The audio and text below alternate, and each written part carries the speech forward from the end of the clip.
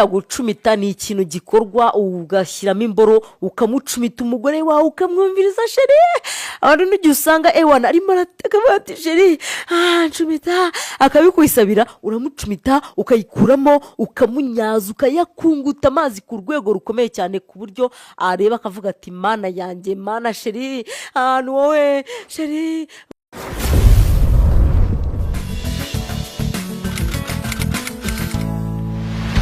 umugabo wanjye ndagukunda kubera iki? kubera uburyo ki urimo umucumitamo, uramucumita ukazajya wongera ukongeranya warangiza ukayikuramo ukagira ute ukamunyaza. abagabo batazi kunyaza nshuti zanjye, ese nzabibigisha gute? ese nzabigenza gute? nzabikora gute kugira ngo mubashe kuba mwabisobanukirwa? kuko buriya hariho ibintu bivugikwa ariko ugasanga ntabwo umuntu abishyira mu bikorwa. niba umuntu akubwiye ngo gucumita ni ukuyifata ukayishyiramo, wamara kuyishyiramo ugacumita ukayikuramo ukamunyaza ukayikunguta, kandi ntabwo kunyaza ari ugushyiramo ibaraga byinshi umere nk'umuntu uri gutsindagira itafari, ahubwo ni ukunyaza muri sisiteme. ukanyaza muri sisiteme umugore wawe akishima akamererwa neza, ukabona yuko rwose ibintu bigize gute bigenze neza. nta mpamvu n'imwe rero gutinya cyangwa se yo kutarongora umugore wawe nk'uko ubyifuza. ugomba kumucumita ukageza aho wumva ushaka hakunyuze, ntabwo umugore wagutegeka, ugomba kumucumita yanabyanga ukamukubita urushyi.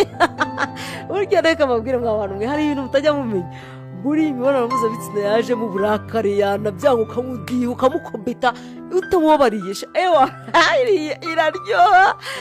wamukubite wamuryana aho ushaka yakwanga ukamukurura imisatsi akajyayo akabikora neza nk'ukugira gute nk'uko ubyifuza. niyo mpamvu rero tujya tubabwira ngo nta mpamvu yo ubundi umwana uko umureze niko akura. ni ukuri uko niko kuri nguhaye, umwana uko umureze niko akura. ari nayo mpamvu mbabwira ngo mugomba kugerageza uburyo ki bwose bushoboka, kuko uko wabigenza kose icyo wakora cyose udafashije uwo mubana kugira ngo agere ku byishimo ashaka agushakaho, ntago mwarwubaka ngo ruzarambe. hanyuma noneho umugabo akamenya ngo ndayinjizamo nyimucumite nyikuremo munyaze mu minota ingahe gutya na gutya, usange bigize gute bigenze neza. bye bye.